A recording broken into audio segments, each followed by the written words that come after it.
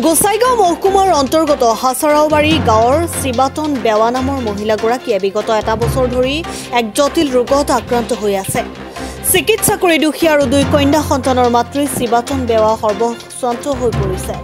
গতিকে দুখীয়া পৰিয়ালটোক অলপ সহায় কৰক। 5 টকা 10 টকা যিয়ে যিমান পাৰে সহায় কৰি পৰিয়ালটোৰ কাষত থিয় দিয়ক।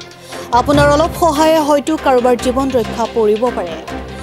Google Pay নম্বৰ 9365464985 এই নম্বৰত আপোনালোকে সহায় কৰিব পাৰে। গোসাইগাঁৱৰ পৰা আবু তাহিৰ শেখৰ ৰিপোৰ্ট বড়োলেণ্ড নিউজ।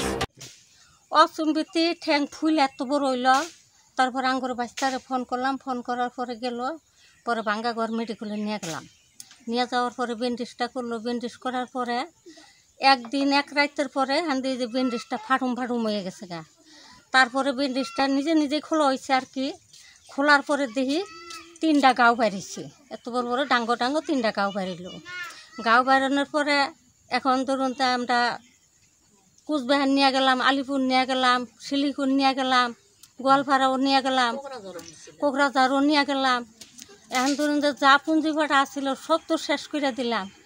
এখন ধরুন যে হান বৃদ্ধি খালি মেয়ে কয় আমার আড্ডির মধ্যে দুঃখ, আমার আড্ডির মধ্যে দুঃখ, আমি আটপার পারি না। তাহলে হান আড্ডির মধ্যে দুঃখ হান আমি কী করি? পরে নিয়ে কোকরাঝার গেলে নিয়ে সিটি স্ক্যান করলাম। সিটি স্ক্যানের মধ্যে দেখাইলো হাড্ডি বাইরে গেছে।